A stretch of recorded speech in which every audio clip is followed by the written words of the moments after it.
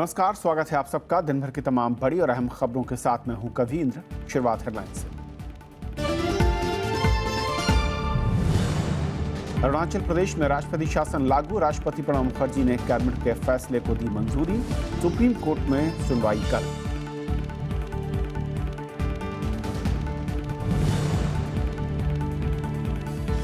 धूमधाम से मना देश भर में गणतंत्र दिवस। राजपथ पर सैन्य शक्ति और सांस्कृतिक विरासत का शानदार प्रदर्शन।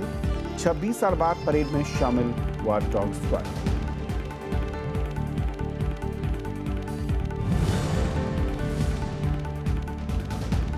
गणतंत्र दिवस पर फ्रांसीसी राष्ट्रपति फ्रांसवा ओलांद खास मेहमान। राजपथ पर पहली बार फ्रांसीसी दस्ते ने किया मार्च। रिश्तों के नए अध्याय की शुरुआत।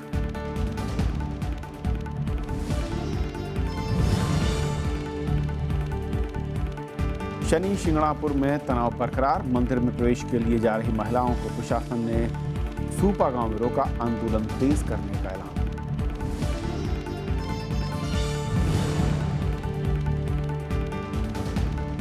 गणतंत्र दिवस पर टीम इंडिया का तोहफा। इंग्लैंड में पहले T20 मैच में ऑस्ट्रेलिया को 37 रनों से हराया।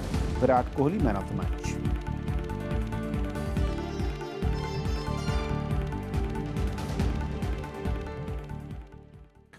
राष्ट्रपति प्रणब मुखर्जी ने अरुणाचल प्रदेश में राष्ट्रपति शासन के फैसले पर मुहर लगा दी है। रविवार को केंद्रीय कैबिनेट ने इसकी सिफारिश की थी।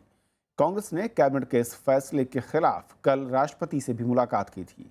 कांग्रेस ने इस फैसले को सुप्रीम कोर्ट में भी चुनौती दी है और इस मसले पर कल सुनवाई होनी है।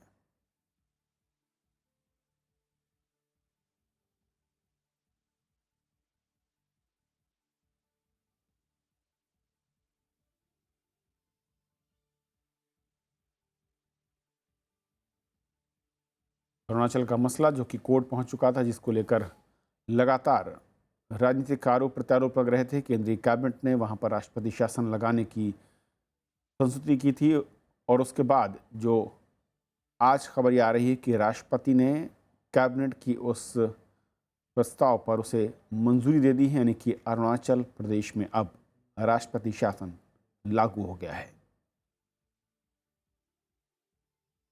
रविंद्र सिंह शिरोन जुड़ रहे हैं हमारे साथ इस पूरी खबर पर ताज़ा अपडेट के साथ न्यूज रूम से। रविंद्र, कोर्ट पर एक तरफ मामला था, कांग्रेस लगातार इस मसले को लेकर केंद्र सरकार पर आक्रामक थी और उससे तमाम मैं कहूं कि क्षेत्रीय पार्टियों का भी सहयोग मिल रहा था। कल राष्ट्रपति से भी मुलाकात की थी, लेकिन आज मैं कहूं कि तमाम जो उनकी उम्मीदें हैं वो टूट गईं, जबकि राष्ट्रपति भवन ने उस पर मुहर लगा दी, यानी कि वहाँ पर राष्ट्रपति शासन। जी देखिए, बिल्कुल ये मामला जो फिलहाल सुप्रीम कोर्ट की देखरेख में भी लंबित है और कल इस पर अहम सुनवाई भी होने वाली है। इस बीच जब ये फैसला आ गया है कि राष्ट्रपति शासन को मंजूरी मिल गई है, तो निश्चित तौर पर एक कांग्रेस पार्टी के लिए सेटबैक की तरह देखा जा सकता है। लेकिन बीजेपी ने जो दलील दी है कि इस निर्णय को लागू करने के पीछे क्या कारण है, उसका कहा गया है कि क्योंकि 6 महीने में कोई सत्र नहीं हुआ है अभी तक विधानसभा का, और संविधान की धारा 176A(1) है जो वो बोलती है कि 6 महीने का अंतराल जो होता है उसमें विधानसभा को एक बार मिलना जरूरी है। तो उस बात को ध्यान में रखते हुए जो अनस्टेबिलिटी है अरुणाचल प्रदेश में फिलहाल, उसको ध्यान में रखते हुए कैबिनेट ने जो है ये रिकमेंडेशन दी थी, जिसको कि आज राष्ट्रपति ने मंजूरी दे दी है। इसके पहले जिस तरीके से लगातार घटनाक्रम देखा जा रहा है कि 60 सदस्य विधानसभा जो अरुणाचल प्रदेश की है उसमें से 47 जो एमएलए कांग्रेस पार्टी के पास है, उनमें 21 ने वर्तमान सरकार और मुख्यमंत्री के खिलाफ बगावत करके एक कम्युनिटी हॉल में स्पेशल किस्म का पहली बार जो कि देखा गया है एक विधानसभा का सत्र बुलाया, जिसमें एक प्रस्ताव पारित करके स्पीकर के खिलाफ कार्रवाई की गई और उसको तमाम घटनाक्रम को देखते हुए सुप्रीम कोर्ट का दरवाजा खटखटाया था कांग्रेस पार्टी ने, जिस पर सुप्रीम कोर्ट ने नोटिस भी इशू किया था और उसके लगातार डे टू डे हियरिंग चल रही थी, जिसको कि उसके बाद इस मामले की गंभीरता को देखते हुए इसको संविधान पीठ को भी ट्रांसफर कर दिया गया था।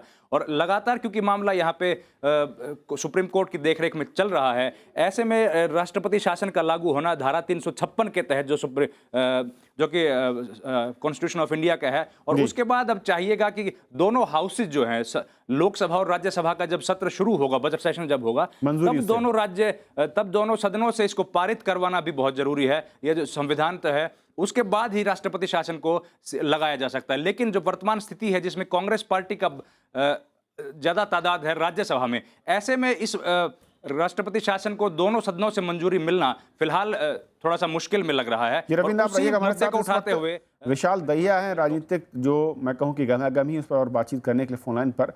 विशाल, जिस तरीके से इस पूरे मसले पर कांग्रेस के तेवर आक्रामक थे और मैं कहूं कि उस तमाम सहयोगी पार्टियों का सहयोग यानी कि साथ मिलता दिख रहा था, अब जबकि राष्ट्रपति ने जो कैबिनेट की एक मैं कहूं कि अपील थी उसको मोहर उसको मार दी है, यानी कि राष्ट्रपति शासन के लिए, किस तरीके से आप देखते हैं और क्या ये माना जाए कि बजट सत्र से पहले एक बार फिर से विपक्षी दलों को गोलबंद होने का एक मौका सरकार की ओर से मिलता दिख रहा है? जी बिल्कुल, और इसका अब इसकी जो इंडिकेशन है वो कल ही मिल गई थी, जब कांग्रेस की तरफ से जो जोरदार हमला किया गया था, उसमें सीधे तौर पर कहा गया कि जो मोदी सरकार है, यानी कि जो केंद्र सरकार है, वो जो राज्यपाल हैं अलग अलग राज्यों में जिनको नियुक्त किया गया है पिछले 18 महीने के कार्यकाल में, उनको अपने राजनीतिक फायदे के लिए इस्तेमाल कर रही है। और गुहार भी लगाई गई थी बाकी राजनीतिक दलों से कि वो भी एक साथ इस पर लामबंद हों। तो जो बजट सत्र है उससे पहले जरूर अब जो इस मामले को लेकर राजनीतिक गहमागहमी बढ़ेगी, और जिस तरह का जो है हमने लॉकजैम देखा संसद के अंदर इस मामले को लेकर जो शीतकालीन सत्र था उसके दौरान, उसी तरह के कुछ वाक़ये दोहराए जा सकते हैं बजट सत्र में भी। लेकिन एक बहुत ही महत्वपूर्ण पहलू इस पूरे फैसले का है कविंद्र, और वो ये है कि अब जबकि राष्ट्रपति की मोहर लग चुकी है, तो राष्ट्रपति शासन लग चुका है, लेकिन असेंबली को सस्पेंडेड एनिमेशन में रखा गया है। यानी कि राज्यपाल जो हैं वो इस बात के लिए इस वक्त स्वतंत्र रहेंगे कि अगर कोई गुट या कोई राजनीतिक दल दावा पेश करता है सरकार बनाने के लिए, तो वो अगर उसको उस दावे को उचित मानते हैं तो वो उसे एक मौका दे सकते हैं। यानी कि नई सरकार बनाने का अभी रास्ता खुला हुआ है, और इस शासन को मंजूरी देने के लिए सदन का सत्र में होना जरूरी है। तो सदन का सत्र लगभग शुरू होने में 1 महीने का समय है। इस 1 महीने के दौरान क्या राजनीतिक गतिविधियां अरुणाचल में होंगी, वो काफी महत्वपूर्ण होगा कि किस तरह से दोनों जो गठबंधन है, जो रूलिंग अलायंस है वो भी, और जो कांग्रेस बाकी विपक्षी राजनीतिक दलों का साथ लेना चाहती है वो भी, उनकी रणनीति किस तरह से रहेगी। और विशाल, क्या ऐसे में इस बात को लेकर भी जोड़ तोड़ हो सकती है कि अब एक बार फिर से सरकार बनाने के प्रयास हुए, यानी कि कांग्रेस से जो बाकी अलग हुए थे उनके साथ जो दूसरे सहयोगी या साथी हैं बीजेपी के तमाम मैं कहूँ कि विधायक और दूसरी छोटी पार्टियों उनको मिलाकर एक नया जो है एक जनमत मैं कहूँ कि जिसकी उम्मीद कम जरूर दिखती है, लेकिन उसकी संभावना है शायद उन्हें नकारा नहीं जा सकता। जी बिल्कुल नहीं नकारा जा सकता, क्योंकि ये जो पूरी जैसे कहा जाए कि पॉलिटिकल क्राइसिस अरुणाचल प्रदेश में शुरू हुई, वो इसी वजह से शुरू हुई थी कि कांग्रेस के जो बागी विधायक थे वो उन्होंने अपने स्वर तेज किए, उन्होंने पार्टी से बगावत की, और जिस तरह का वाकया देखने को मिला कि अलग से विधानसभा की बैठक विधानसभा के लिए जो तय जगह है वहां न होकर किसी और जगह हुई, और उसमें जो विधानसभा के अध्यक्ष हैं उनको उनके खिलाफ इम्पीचमेंट मोशन पारित किया गया। उसके बाद जो मुख्यमंत्री हैं नबाम तुकी, जाने के जो अभी मुख्यमंत्री थे, उनके खिलाफ अविश्वास प्रस्ताव भी पारित किया गया, और इस सब को लेकर कोर्ट में भी केस चला। तो ये जो बागी विधायक हैं कांग्रेस के, उन्होंने अपने तेवर पहले ही साफ कर दिए हैं, और उसको उन बागी विधायकों को सीधे तौर पर जो बीजेपी के सारे विधायक हैं, 11 विधायक वहां मौजूद हैं, और 2 जो इंडिपेंडेंट विधायक भी हैं, उनका भी समर्थन हासिल है। तो अभी इस वक्त अरुणाचल प्रदेश के ऊपर सबकी नजरें रहेंगी कि वहां क्या राजनीतिक गतिविधियां होती हैं, क्या ये जो बागी विधायक हैं और जो बीजेपी का विधायक दल है, क्या वो कोई सरकार बनाने की कोई कोशिश शुरू करेगा, कि किसको, जैसे कलिको पुल जिनको आगे किया था इस पूरी कंट्रोवर्सी के दौरान इन बागी विधायकों ने, क्या वो दावा पेश करना चाहते हैं या वो किसके समर्थन से दावा पेश करेंगे। तो ये सब जैसे कहा जाए कि अब सत्ता पाने की जो दौड़ है वो अरुणाचल में थोड़ी सी और तेज होगी, और उस दौड़ के साथ साथ ही इन दोनों खेमों की यहाँ दिल्ली में राजधानी में गतिविधियां, जो रणनीतिक गतिविधियां हैं वो भी तेज होंगी। शुक्रिया विशाल आपका, और रविंद्र आपका भी इस तमाम अपडेट्स के लिए। और आगे बढ़ते हैं। देश आज 67वां गणतंत्र दिवस मना रहा है, और इस मौके पर मुख्य समारोह राजधानी दिल्ली के राजपथ पर हुआ, जहां राष्ट्रपति प्रणब मुखर्जी ने तिरंगा फहराया और परेड की सलामी ली। इस मौके पर राजपथ पर देश की संस्कृति, परंपरा और सैन्य ताकत का नज़ारा देखने को मिला। इस बार गणतंत्र दिवस पर मुख्य अतिथि फ्रांस के राष्ट्रपति फ्रांसवा होलांद रहे।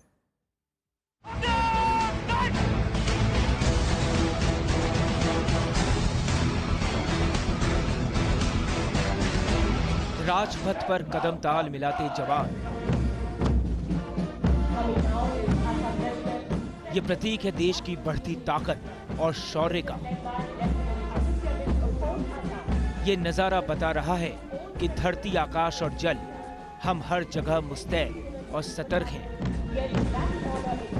And this is the combined band of the Grenadier. गणतंत्र दिवस पर तीनों सेनाओं ने ताकत से लोगों को रूबरू कराया। वहीं रंग बिरंगी झांकियों के जरिए लोगों को देश की सांस्कृतिक विरासत को देखने और समझने का मौका मिला।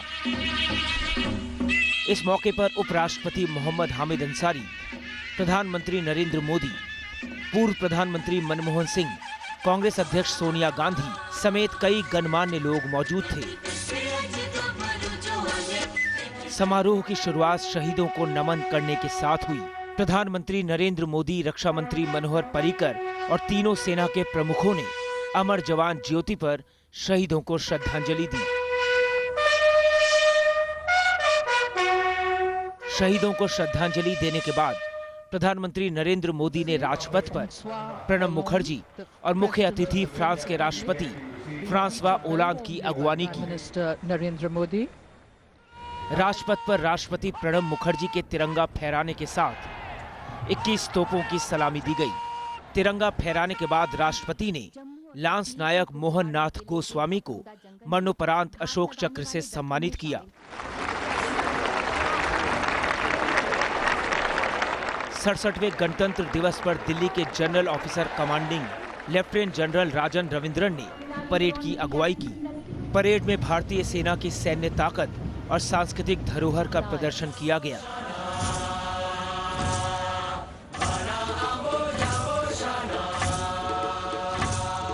गणतंत्र दिवस समारोह के लिए सुरक्षा के चाक चौबंद इंतजाम थे। किसी भी अप्रिय घटना से निपटने के लिए अर्धसैनिक बलों, दिल्ली पुलिस के जवानों के अलावा एनएसजी को तैनात किया गया था। हेलीकॉप्टर से निगरानी की व्यवस्था करने के साथ क्लोज सर्किट कैमरे भी लगाए गए थे। उस देश की सरहद को कोई छू नहीं सकता जिस देश की सरहद की निगहबान है। Bureau report, Rajya Sabha TV. 67वें गणतंत्र दिवस समारोह में देश ने अपनी सामरिक ताकत का नजारा दिखाया। जमीन, आसमान और समुद्र में तीनों सेनाओं की बढ़ती सैन्य क्षमता दिखी। अब राजपथ पर सुनाई दे रही गर्जना भारत। दुनिया ने गणतंत्र दिवस के मौके पर भारत की बढ़ती सैन्य ताकत को देखा। T-90 टैंक भीष्म, आदर्शवाद के सैन्य वाहन सारथ के अलावा सारथ का है। ट्राउल युक्त T-72 टैंक के जरिए सेना ने ताकत का प्रदर्शन किया। ब्रह्मोस मिसाइल प्रणाली का स्वचालित मोबाइल लॉन्चर, मोबाइल स्वतंत्र लॉन्चर ब्रह्मोस मिसाइल प्रणाली की गर्जना, आकाश हथियार प्रणाली और एकीकृत संचार इलेक्ट्रॉनिक युद्ध प्रणाली ICEWUS भी प्रमुख आकर्षण थे। ध्रुव और रुद्र हेलीकॉप्टर ने भी राजपथ के ऊपर उड़ान भरी। Mitra and Major Vijay Goyat in the Dhruv helicopters. समारोह के आखिर में वायुसेना का फ्लाई पास्ट हुआ। 3 Mi-35 हेलीकॉप्टर और 3 C-130J सुपर हरक्यूलिस विमानों ने आसमान में अपनी ताकत दिखाई। इसके बाद C-17 ग्लोब मास्टर और Su-30 विमानों ने उड़ान भरी। इसके बाद जगुआर, MiG-29 और Su-30 MKI युद्धक विमानों ने आसमान में कलाबाजी दिखाई। Bureau report, Rajya Sabha TV. 300 metre की ऊंचाई पर 840। राजपथ पर आज देश की बहुमूल्य संस्कृति का भव्य नज़ारा भी देखने को मिला। इनमें 17 राज्यों की संस्कृति और धरोहरों की विशेषताओं की झांकियों के जरिए दिखाया गया।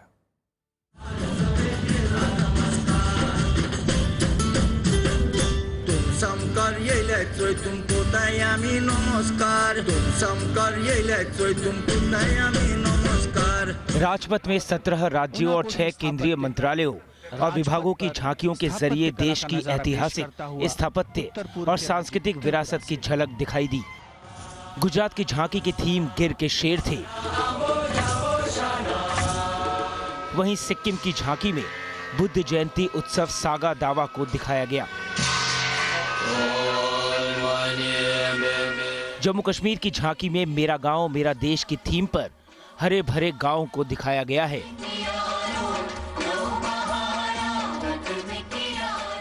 तो राजस्थान की झांकी में हवा महल को दिखाया गया। मध्य प्रदेश की झांकी में वन और बाघ संरक्षण के संदेश के साथ सफेद बाघ को दिखाया गया है। छत्तीसगढ़ की झांकी में खैरागढ़ कला और संगीत विश्वविद्यालय की झलक दिखी। उत्तर प्रदेश की झांकी की थीम जरदोजी कला थी। उत्तराखंड की झांकी में रम्माण उत्सव, तो बिहार की झांकी में चंपारण सत्याग्रह को दिखाया गया। इस बार समारोह में निर्वाचन आयोग की झांकी को पहली बार शामिल किया गया। वहीं पंचायती राज्य मंत्रालय की झांकी में सशक्त महिला सशक्त पंचायत का संदेश दिया गया।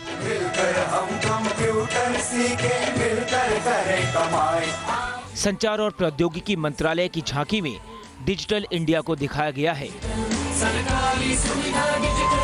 पेयजल और स्वच्छता मंत्रालय की झांकी में स्वच्छ भारत मिशन के जरिए सफाई का संदेश दिया गया। स्वच्छता की ज्योत लेकर घर घर जाएंगे। Bureau report, Rajya Sabha TV. 67वें गणतंत्र दिवस के मौके पर राजपथ पर हर साल आयोजित किए जाने वाले समारोह में इस बार कई बदलाव किए गए।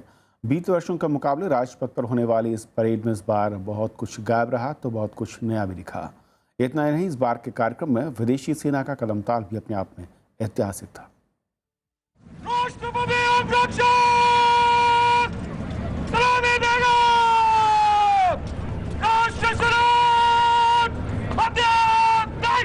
गणतंत्र दिवस समारोह की तस्वीर इस बार कुछ बदली सी थी।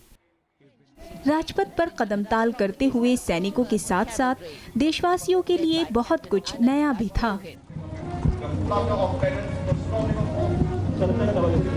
पिछले साल अमेरिकी राष्ट्रपति बराक ओबामा की मेहमान नवाजी के बाद इस बार भारत ने फ्रांस के राष्ट्रपति फ्रांसवा ओलांद को समारोह का खास मेहमान बनाया। ये 5वां मौका है जब फ्रांस के राष्ट्रपति भारत के गणतंत्र समारोह के मुख्य अतिथि बने। दस्ते की कमान कैप्टन भूषण कुमार के हाथों में। समारोह के इतिहास में पहली बार राजपथ पर फ्रांस की सेना के 76 सदस्यीय दल ने मार्च किया, जिसकी अगुवाई लेफ्टिनेंट कर्नल पॉल बरी ने की। इस दल में 48 सदस्यीय द म्यूजिक ऑफ इन्फेंट्री दस्ता भी शामिल था। भारतीय सेना के साथ कदमताल करते हुए इस दल ने राष्ट्रपति को सलामी दी। Color party in French, the 6 soldiers in 2 rows of 3 are called the Garde du Drapeau or military color party. The crowd very excited. Parade में पहली बार सीआरपीएफ के महिला दस्ते ने हिस्सा लिया। इससे पहले तक पुरुष दस्ते ही शिरकत किया करते थे। 148 जवानों के इस दस्ते की कमान असिस्टेंट कमांडेंट सुश्री मीनाक्षी सिंह संभाल रही। यही नहीं, 26 साल बाद सेना की रिमाउंट वेटेनरी कोर के डॉग स्क्वाड ने भी परेड में वापसी की। दस्ते का नेतृत्व कर रहे हैं कैप्टन अनुराग चंद्र हाथी बरुआ। कोर का आदर्श वाक्य पशु सेवा अस्माकम धर्म। तीनों सेनाओं के पूर्व सैनिकों ने भी परेड में शिरकत की। अब तक थल सेना के पूर्व सैनिक ही मार्च करते थे। Subedar major Sundar Singh, major D Shriram Kumar, honour. 26 जनवरी 1950 को संविधान लागू होने के बाद से गणतंत्र दिवस मनाया जा रहा है।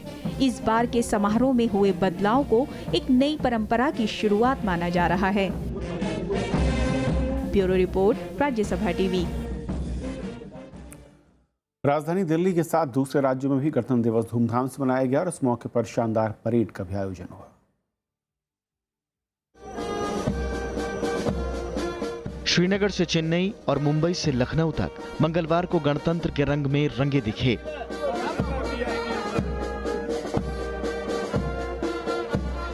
श्रीनगर के बख्शी स्टेडियम में तिरंगा फहराया गया तो महबूबा मुफ्ती भी मौजूद रहीं। पिता मुफ्ती मोहम्मद सईद के निधन के बाद वो किसी सार्वजनिक कार्यक्रम में पहली बार नजर आईं। मध्य प्रदेश के रतलाम में मुख्यमंत्री शिवराज सिंह चौहान ने तिरंगा फहराया और परेड की सलामी ली। हरियाणा के गुड़गांव में मुख्यमंत्री मनोहर लाल खट्टर ने राष्ट्र ध्वज को सलामी दी। ऐतिहासिक और आधुनिक नगर गुड़गांव में 67वें गणतंत्र दिवस पर अपना प्यारा तिरंगा फहराकर मुझे बहुत ही गर्व और खुशी का अनुभव हो रहा है। राष्ट्रीय पर्व के इस पावन अवसर पर मैं आप सबको हार्दिक बधाई और शुभकामनाएं देता हूं। कर्नाटक की राजधानी बेंगलुरु में राज्यपाल वजुभाई वाला ने तिरंगा फहराया। तमिलनाडु की राजधानी चेन्नई में राज्यपाल के रोसैया ने झंडा फहराया। इस मौके पर मुख्यमंत्री जयललिता भी मौजूद रहीं। परेड के दौरान तमिलनाडु की संस्कृति की पूरी झलक दिखी। केरल की राजधानी तिरुवनंतपुरम में राज्यपाल पी सदाशिवम ने झंडे को सलामी दी और परेड का निरीक्षण किया। महाराष्ट्र के राज्यपाल विद्यासागर राव ने मुंबई में झंडा फहराया।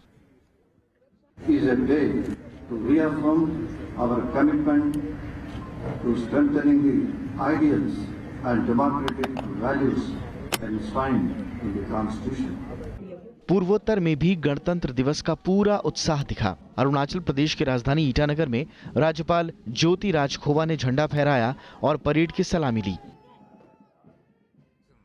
Let this day bring peace, prosperity, happiness and goodwill to the people and all of us. Let us have harmonious relationship with all people. Uttar Pradesh की राजधानी लखनऊ में राज्यपाल राम नाईक ने तिरंगा फहराया। बिहार की राजधानी पटना में मुख्यमंत्री नीतीश कुमार ने झंडे को सलामी दी। पश्चिम बंगाल की राजधानी कोलकाता में राज्यपाल केसरीनाथ त्रिपाठी ने तिरंगा फहराया और परेड की सलामी ली। इस दौरान रंगारंग झांकियों में राज्य की कला और संस्कृति की झलक दिखी। Bureau report, Rajya Sabha TV. और फ्रांस के सहयोग से मेक इन इंडिया को एक नई गति मिलेगी। अंतर्राष्ट्रीय मंचों पर भी फ्रांस की नज़दीकी से भारत की ताकत में इजाफा होगा। आतंकवाद से आर्थिक निवेश और सुरक्षा परिषद से लेकर जलवायु परिवर्तन तक पर भारत और फ्रांस एक दूसरे के काफ़ी करीब आए हैं और भारत और फ्रांस के बीच कई अहम मसलों को लेकर समझौते भी हुए हैं। और बताया जाता है कि इस बार जो समझौते हुए हैं उसके बाद भारत और फ्रांस एक नए ऐतिहासिक रिश्ते जो है वो कामयाब हो रहे हैं और अब एक नई दिशा में दोनों एक साथ आगे बढ़ते हुए नजर आ रहे हैं। महाराष्ट्र के शनि शिंगणापुर मंदिर में तेल चढ़ाने जा रही महिलाओं को पुलिस ने रोक दिया था और सदियों पुरानी परंपरा तोड़ने जा रही महिलाओं को अहमदनगर से 70 किलोमीटर दूर हिरासत में लिया गया और कुछ देर बाद इन्हें छोड़ दिया गया। हिरासत के दौरान महिलाओं और सुरक्षा बलों के बीच झड़प भी हुई और विरोध में महिलाओं ने सड़क पर धरना प्रदर्शन किया। पुलिस ने करीब 400 महिलाओं को हिरासत में लिया था। दरअसल शनि मंदिर में 400 साल से किसी महिला को शनिदेव के चबूतरे पर जाकर तेल चढ़ाने या फिर पूजा करने की इजाज़त नहीं है। पिछले साल 29 नवंबर को एक महिला के शनिदेव के चबूतरे पर जाकर तेल चढ़ाया था, जिसके बाद ये विवाद बढ़ गया था।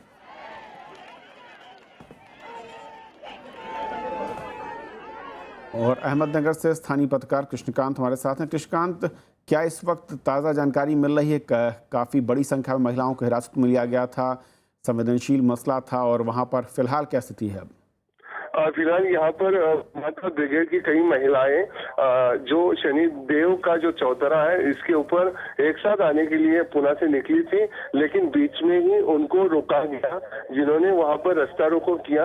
लेकिन पुलिस का जो बंदोबस्त था पूरी तरह से पुख्ता था और इस दौरान पुलिस ने उन्हें कम से कम 60 किलोमीटर पहले ही सुपा के गांव की तरफ रोक लिया और उन्हें डिटेन कर लिया और की तरफ पुलिस यहाँ से ले गई है। कृष्णकांत, शुक्रिया इस ताज़ा जानकारी के लिए आपका। और अब बात क्रिकेट की। भारत ने पहले टी20 मुकाबले में ऑस्ट्रेलिया को 37 रन से हरा दिया है। इस जीत के साथ भारत ने टी20 के 3 मैचों की सीरीज में बढ़त बना ली है। पहले बल्लेबाजी करते हुए भारत ने 20 ओवर में 3 विकेट के नुकसान पर 188 रन बनाए। टीम इंडिया की तरफ से कप्तान विराट कोहली ने बेहतरीन 90 रन बनाए, जबकि सुरेश रैना ने 41, रोहित शर्मा ने 31 और महेंद्र सिंह धोनी ने 11 रन बनाए। लक्ष्य का पीछा करने उतरी ऑस्ट्रेलिया की पूरी टीम 151 रन पर सिमट गई। कप्तान एरॉन फिंच ने 44 और स्टीवन स्मिथ ने 21 रन बनाए। भारत की ओर से गेंदबाजी करते हुए बुमराह ने 3 विकेट हासिल किए।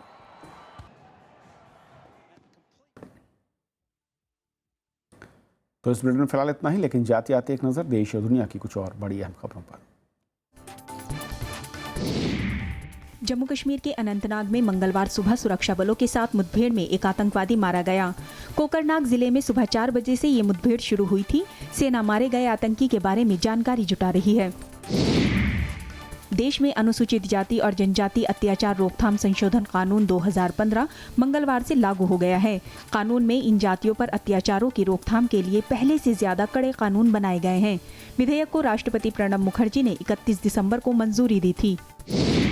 मंगलवार को नागालैंड में उग्रवादी संगठन national socialist council of Nagaland Khaplang के 3 सदस्यों ने असम राइफल्स के सामने समर्पण कर दिया। इन लोगों ने अपने हथियारों के साथ समर्पण किया। मेघालय में एक बस के खाई में गिरने से करीब 10 लोगों की मौत हो गई, जबकि 20 से ज्यादा यात्री घायल हैं। यह हादसा मेघालय की राजधानी शिलोंग के करीब 150 किलोमीटर दूर ईस्ट जयंतिया हिल्स में हुआ। राजस्थान के बाड़मेर में मंगलवार को एक बड़ा हादसा होते होते टल गया। गुगड़ी के ऊपर उड़ान भर रहे एक वायुसेना के लड़ाकू विमान से अचानक 5 बम गिर गए। धमाकों की गूंज करीब 10 किलोमीटर तक के इलाकों में सुनी गई। हालांकि इस घटना में किसी भी तरह के नुकसान की खबर नहीं है। वायुसेना हादसे की जांच कर रही है। गणतंत्र दिवस के जश्न के मौके पर देहरादून में 8 संदिग्धों की घुसपैठ ने पुलिस और खुफिया विभाग की नींद उड़ा दी। इनमें से एक संदिग्ध कैमरे में कैद हो गया है, जिसकी फोटो पुलिस ने जारी कर दी है। बाकी 7 लोगों का अभी तक पता नहीं चल पाया है। देहरादून में हाई अलर्ट जारी कर दिया गया है। सर्च इंजन गूगल ने भारत को 67वें गणतंत्र दिवस के मौके पर डूडल बनाकर बधाई दी। गूगल ने सीमा सुरक्षा बल के ऊंट दस्ते को अपना डूडल बनाया। इसके अलावा ट्विटर ने भी इस मौके पर #रिपब्लिक डे को लॉन्च किया। पाकिस्तान के पंजाब प्रांत में सभी स्कूलों और कॉलेजों को बंद कर दिया गया है। सरकार ने यह फैसला तालिबानी हमले की आशंका से लिया। हाल ही में आतंकी संगठन तहरीक तालिबान ने बाचा खान विश्वविद्यालय में हमला किया था, जिसमें 21 लोगों की मौत हो गई थी। अमेरिका के पूर्वी राज्यों में आए बर्फीले तूफान के थमने से सामान्य जीवन पटरी पर लौटने लगा है। बर्फ हटाने का काम तेजी से किया जा रहा है। प्रभावित राज्यों में यातायात को भी धीरे धीरे शुरू किया जा रहा है। सदी के सबसे भयंकर कहे जाने वाले इस तूफान में अब तक करीब 20 लोगों की मौत हुई है। सानिया मिर्जा और मार्टिना हिंगिस की जोड़ी की जीत का सिलसिला जारी है। इस जोड़ी ने ऑस्ट्रेलियाई ओपन टेनिस टूर्नामेंट के महिला डबल्स के सेमीफाइनल में जगह बना ली है। वहीं महिला सिंगल्स में सेरेना विलियम्स मारिया शारापोवा को हराकर सेमीफाइनल में पहुंच गई है।